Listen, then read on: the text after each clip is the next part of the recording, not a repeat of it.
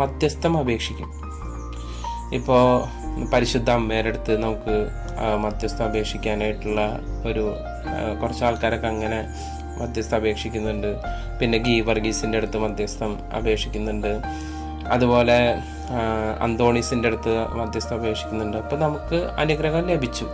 അപ്പോൾ അനുഗ്രഹം ലഭിച്ചു കഴിഞ്ഞ് കഴിയുമ്പോൾ ചിലവരൊന്നും അനുഗ്രഹം കിട്ടിക്കഴിഞ്ഞ് കഴിഞ്ഞാൽ നന്ദി പോലും പറയില്ല.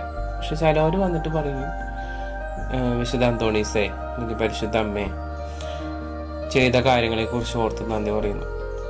അവിടെ തീരേണ്ടതാണോ നമ്മുടെ വിശ്വാസം? ഒരിക്കലും അല്ല.